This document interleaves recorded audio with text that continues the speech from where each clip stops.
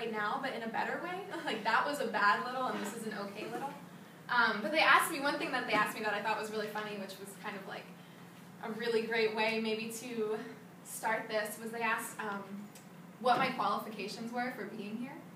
And I don't know. But I also think that it was really great because they were totally playing me, and I was playing the role back, and now I guess I'm here to like play this. And I had this screenshot that I took on Spotify about playing a memory, and I've had it on my computer for a while, and yeah, if that doesn't speak to this conference, then I don't know what does.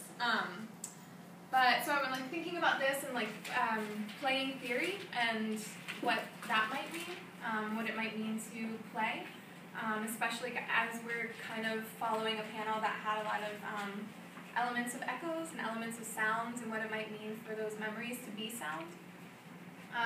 So going now is like a lot at the end of the day. So I guess I'm kind of wondering when we'll get a chance to look back and reflect on all of this.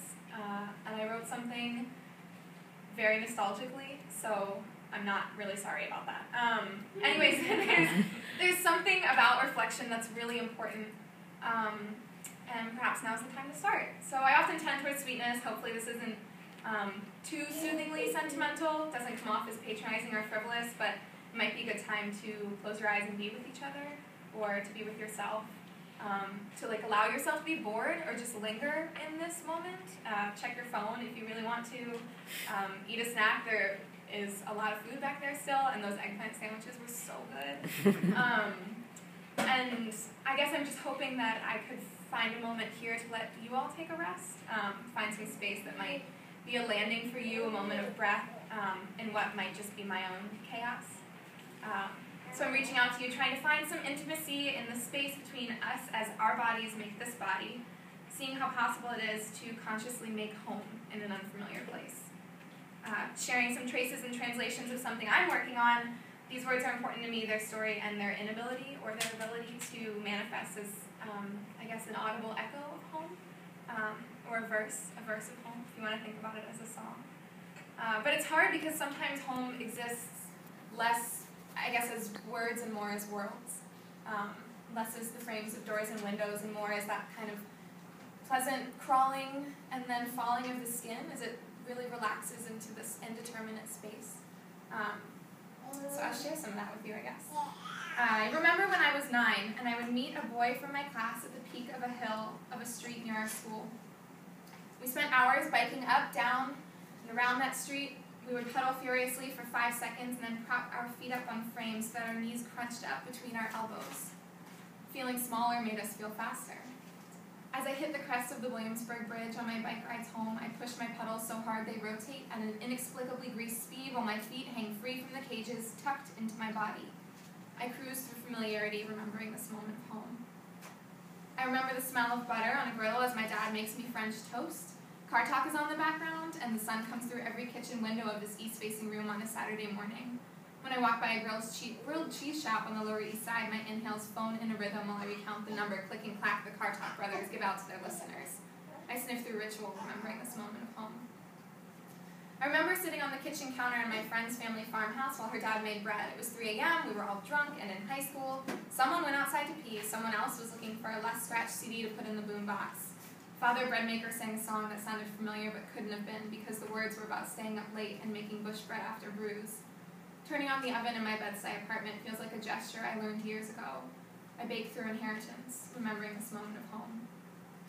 The softer parts of my stomach ripple with their deep and near pulses of possible memories that mark my presence with their presence. I think that sounds kind of Tones of entwined rhythm and image reverberate at the base of my skull. The cones of my ears seem too frail for this heavy din, so it passes through and pools in petrol-thick puddles that ooze down my jaw.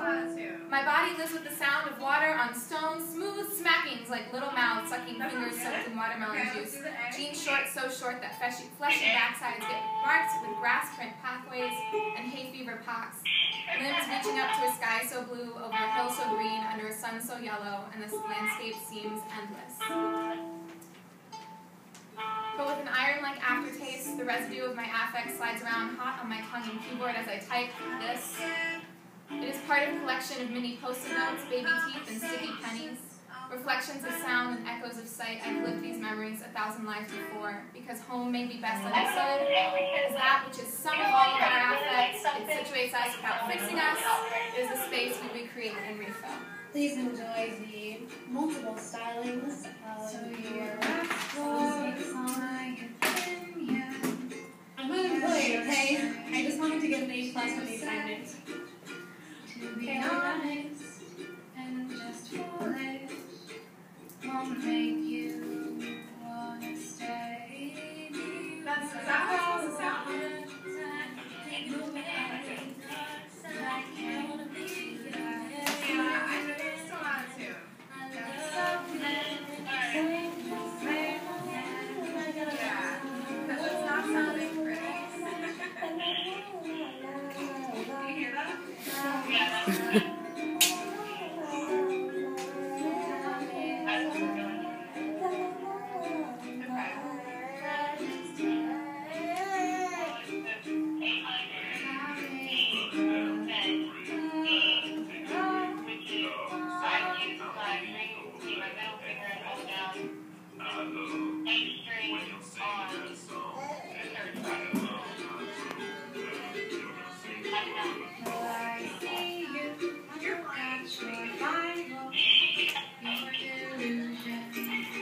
There's a lot of jargon in there, but you're welcome to listen to it.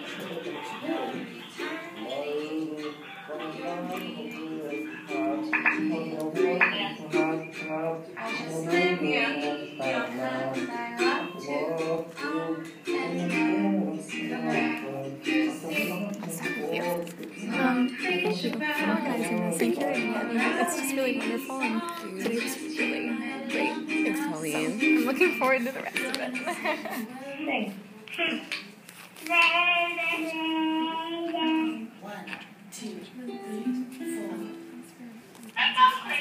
Okay, let's do riptide again.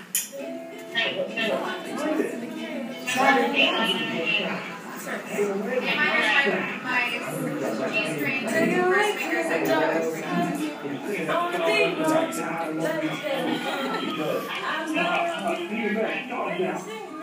yeah, you should. I'm sorry, I was like listening, but I was chewing my granola so hard that I couldn't hear you because my own head was really loud.